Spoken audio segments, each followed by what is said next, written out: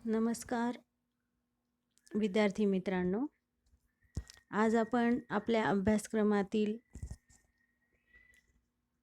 घटक बातमी लेखन, उपयोजित लेखन या विभागातील बातमी लेखन हा घटक अभ्यासणार आहोत. तुम्हाला परीक्षेमध्ये प्रश्न 5वा आ या घटकामध्ये, या कृतीमध्ये जाहिरात लेखन, बातमी लेखन आणि कथा लेखन या 3 कृती दिल्या जातात आणि या 3 कृतींमधील कोणत्याही 2 कृती आपल्याला सोडवायच्या असतात. इयत्ता 10वीसाठी जाहिरात लेखन, बातमी लेखन आणि कथा लेखन या 3 कृती दिलेल्या असतात आणि त्यामध्ये तुम्हाला या 3 कृतींमधून कोणत्याही 2 कृती तुम्हाला सोडवायच्या असतात. इयत्ता 9वीसाठी प्रत्येक शाळेनुसार वेगवेगळ्या प्रकारे तुम्हाला उपयोजित लेखन विभाग दिला जातो. काही शाळांमध्ये 10वीच्या पॅटर्ननुसार उपयोजित लेखन विभाग असतो. काही शाळांमध्ये अजून वेगळे प्रकार असतात. वृत्तांत लेखन असेल किंवा संवाद लेखन असेल, हे प्रकारसुद्धा घेतले जातात. बातमी लेखन हा प्रकारसुद्धा घेतला जातो, काही ठिकाणी घेतला जात नाही. परंतु बातमी लेखन हा घटक आपल्याला 10वीच्या दृष्टिकोनातून महत्त्वाचा आहे, त्यामुळे आपण हा घटक अभ्यासणार आहोत. बातमी लेखन म्हणजे काय? तर आजचं युग हे माहितीचं युग आहे, तंत्रज्ञानाचं युग आहे. अनेक प्रसारमाध्यमं याच्यामुळे हे जग जवळ आलेलं आहे. जगात कोणत्याही घडणाऱ्या घटना आपल्याला त्याची अचूक माहिती घरात बसून वर्तमानपत्र असेल, आकाशवाणी असेल, दूरदर्शन असेल किंवा आत्ताच्या काळामध्ये जे तुमच्या इंटरनेटच्या विविध माध्यमांमधून तुम्हाला वेगवेगळ्या प्रकारे माहिती मिळू शकते. अगदी रोजच्या जीवनामध्ये जलवाहिनी नादुरुस्त झाल्यामुळे उद्या शहराचा पाणी पुरवठा बंद राहील यासारख्या बातम्यांपासून ते भारताकडून क्षेपणास्त्राची चाचणी यशस्वी अशा प्रकारच्या राष्ट्रीय स्तरावरील महत्त्वाच्या बातम्यांपर्यंत सर्व बातम्या आपल्याला कळतात. आजकाल जगामध्ये घडत असलेल्या कोणत्याही घटना, कोणत्याही बातम्या आपल्याला घर बसल्या मिळत असतात. आजकालच्या काळामध्ये जे चालू असलेल्या या वर्षीच्या 2020 या काळामध्ये जे कोरोनाचे जे चालू आहेत त्या बातम्या तर आपण दररोज पाहत असतो. बातमी देण्याचं खरं उद्दिष्ट किंवा मुख्य उद्देश हा काय असतो? तर माहिती देणं, ज्ञान देणं, समाज प्रबोधन करणं, परिस्थितीची जाणीव करून देणं, हे बातमीचे प्रमुख उद्देश असतात. लोकांना जी काही घटना घडत आहेत किंवा जो काही योग्य परिस्थिती आहे याबद्दल माहिती देणे, ज्ञान देणे, समाज प्रबोधन करणे, योग्य परिस्थितीची जाणीव करून देणे, या गोष्टींसाठी किंवा यासाठी हा बातमीचा प्रमुख उद्देश असतो.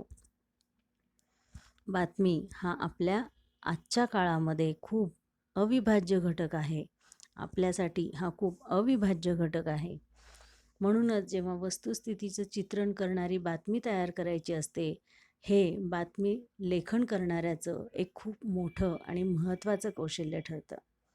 कोणती बातमी द्यायची आहे, कशी द्यायची आहे, हे त्या बातमीदाराला खूप विचारपूर्वक बातमी द्यावी लागते.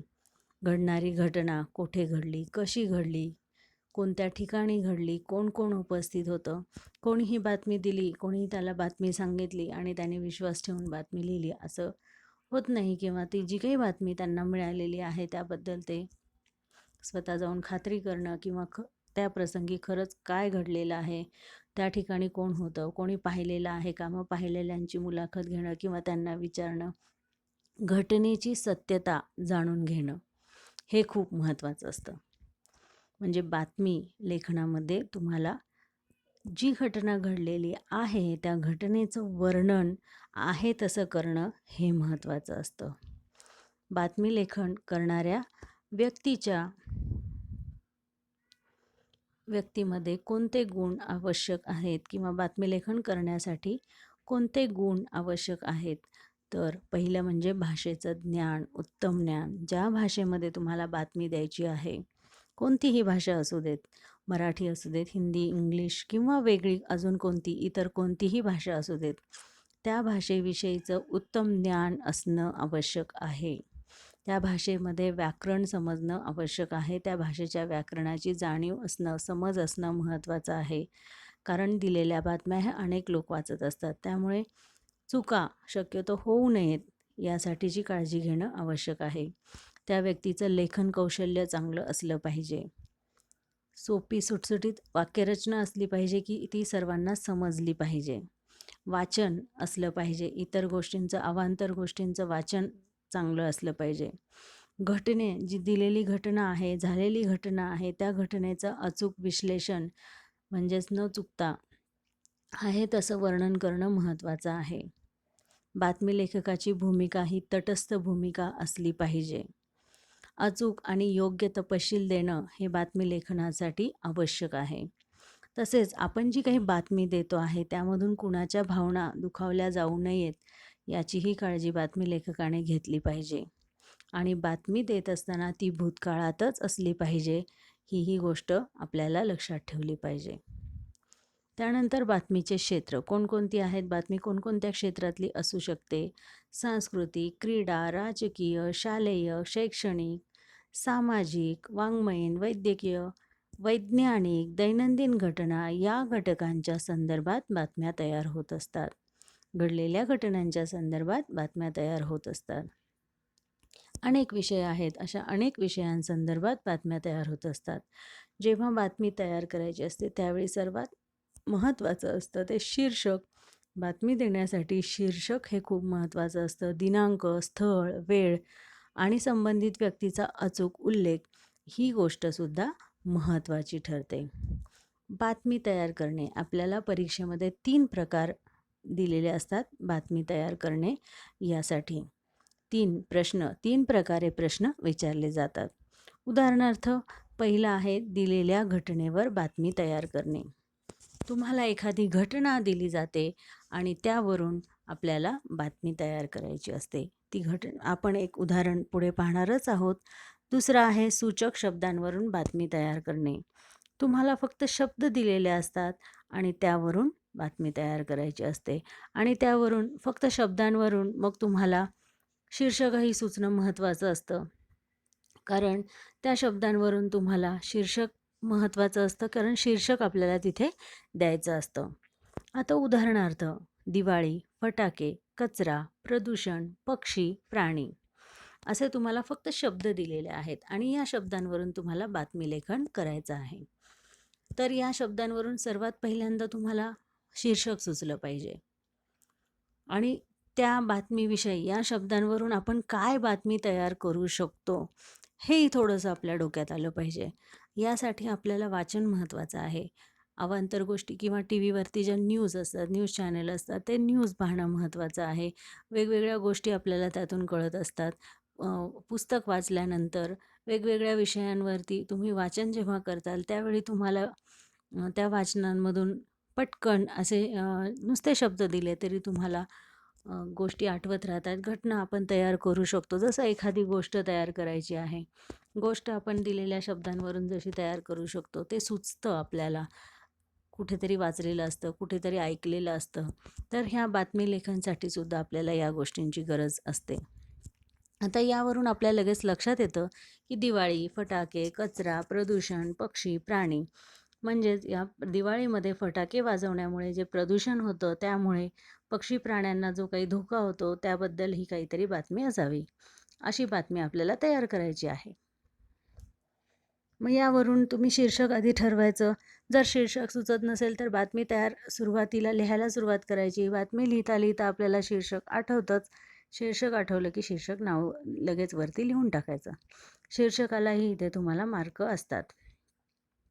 आता इथे एक तुमच्याच उपयोजित लेखनच्या पुस्तकामध्ये ही बातमी दिलेली आहे. जनजागृतीचा प्रभाव दिवाळीत प्रदूषण कमी. तुम्ही 2 प्रकारे हीच बातमी देऊ शकता. एक म्हणजे काय की दिवाळीमध्ये फटाके वाजवले जातात त्यामुळे प्रदूषण खूप होतं आणि त्यामुळे पक्षी प्राणी यांना खूप जास्त धोका निर्माण होतो. असं मत लोकांनी व्यक्त केलेलं आहे. जनतेने व्यक्त केलेला आहे. आम्ही त्यांची मुलाखत घेतली किंवा त्यांचे मतं जाणून घेतली असं तुम्ही लिहू शकता. किंवा अजून एक दिलेलं आहे काय तर दरवर्षी दिवाळीत फटाक्यांमुळे हवा आणि ध्वनीचे प्रदूषण मोठ्या प्रमाणात होते, परंतु यावर्षी फटाक्यांचे प्रमाण कमी झाल्यामुळे हवेचे आणि ध्वनीचे प्रदूषणही यावर्षी गेल्या वर्षीच्या तुलनेत कमी आहे. म्हणजे इथे प्रदूषण कमी झाले आहे, ही बातमी इथं दिलेली आहे. फटाक्यांच्या आतषबाजीवर सर्वोच्च न्यायालयाचे निर्बंध होतेच, पण सर्वसामान्य लोकांमध्ये ही जागृती निर्माण झाल्यामुळे फटाक्यांच्या आतषबाजीला आता आळा बसला आहे.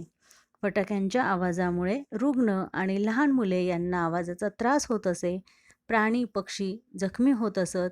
त्यामुळे आता या पक्ष्यांचे प्रमाणही जखमी होण्याचे प्रमाणही खूप कमी झाले आहे, असे पक्षीप्रेमींनी आम्हाला सांगितले. फटाके उडवल्यामुळे फटाक्यांचा कचराही मोठ्या प्रमाणावर पसरत असे. यंदा मात्र पालिकेच्या कर्मचाऱ्यांनी त्वरेने साफसफाई केल्यामुळे परिसर स्वच्छ आणि प्रसन्न दिसत होता. हे झालं थोडक्यात बातमीलेखन. फक्त शब्द दिलेले आहेत आणि त्यावरून तुम्हाला बातमीलेखन करायचं आहे. तुम्ही तुमच्या पद्धतीने तुम्हाला जसं आठवेल तसं बातमीलेखन करू शकता. फक्त जे काही तुम्हाला मुद्दे दिलेले आहेत त्यावर आधारित, त्याला अपेक्षित, त्याला अनुसरूनच तुम्हाला बातमीलेखन करायचं आहे. त्यानंतर तिसरा महत्त्वाचा मुद्दा आहे की कार्यक्रमाची बातमी तयार करणे. तुम्हाला एखादा कार्यक्रम दिला जाईल, सांगितलं जाईल आणि त्यावरून तुम्हाला बातमीलेखन करायचं आहे.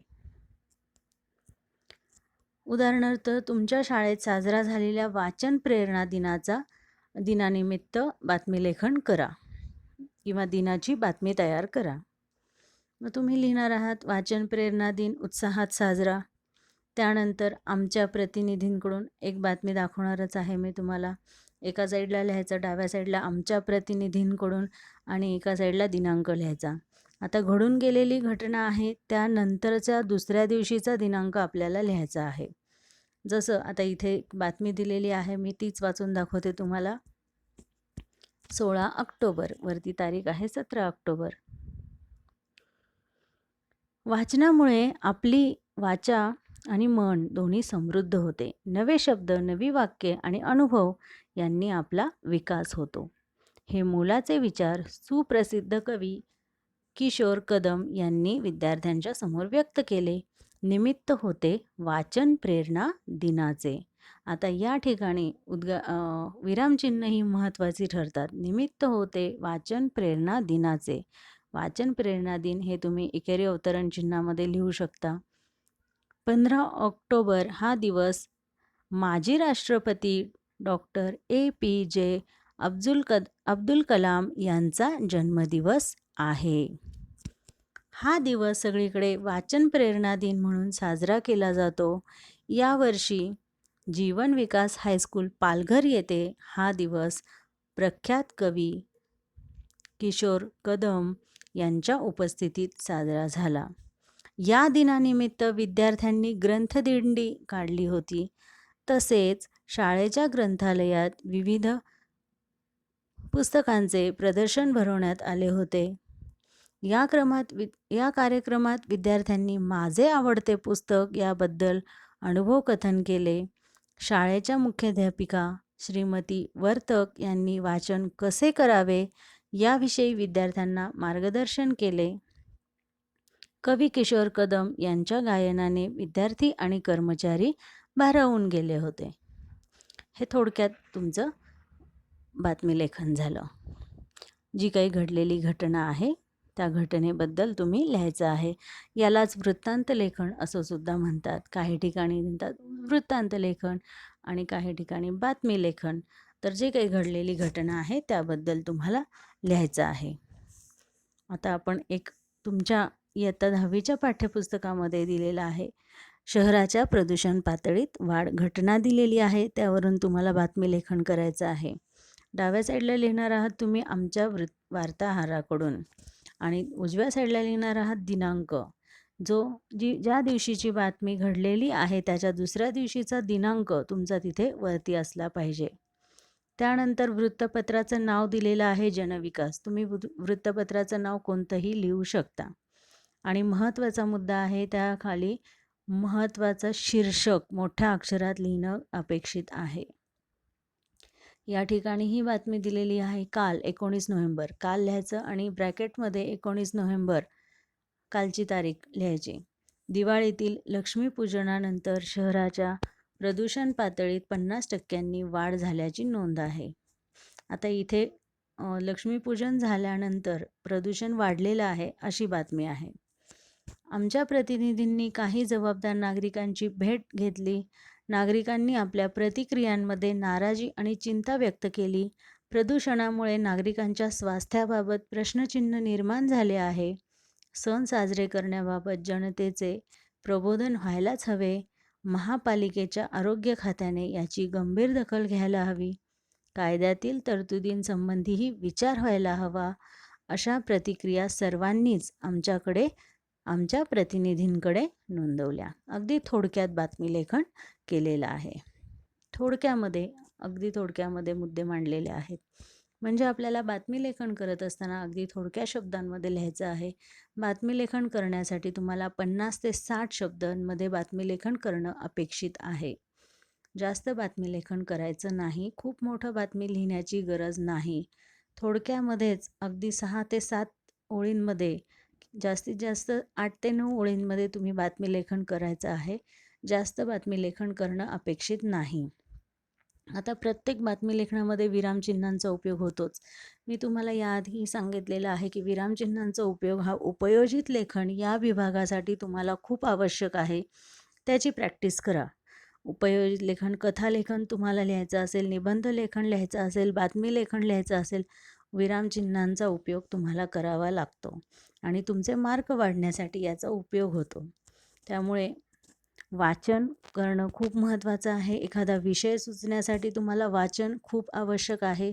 वेगवेगळ्या विषयावरील बातमी लेखन किंवा कोणतेही पुस्तकांमधून तुम्ही वेगवेगळे विषय वाचत चला. तुमची जुनी पुस्तकं असतील, तुम्ही कथा वाचत चला. त्यामधून तुम्हाला अजून चांगले चांगले विषय सुचत जातील आणि बातम्या, पेपर वाचा. पेपरमधून सुद्धा तुम्हाला वेगवेगळ्या विषयांवर माहिती होईल, वेगवेगळे नवीन शब्द माहिती होतील आणि त्यामुळे तुम्हाला लेखन करणं, उपयोजित लेखन हा विभाग खूप सोपा जाण्यासाठी मदत होईल. त्यामुळे या गोष्टींकडे लक्ष द्या. उपयोजित लेखन विभाग जर तुम्ही अभ्यास केला, नियमित अभ्यास केला तर तुम्हाला जास्तीत जास्त मार्क मिळतील आणि जास्तीत जास्त मार्क मिळवण्यासाठी तुम्हाला याचा फायदा होईल. बातमी लेखन तुम्हाला समजलंच असेल. व्हिडिओ पुन्हा बघा, समजून घ्या. व्हिडिओ तुम्हाला नक्कीच समजेल. बातमी लेखन हा भाग तुम्हाला नक्कीच समजेल. धन्यवाद.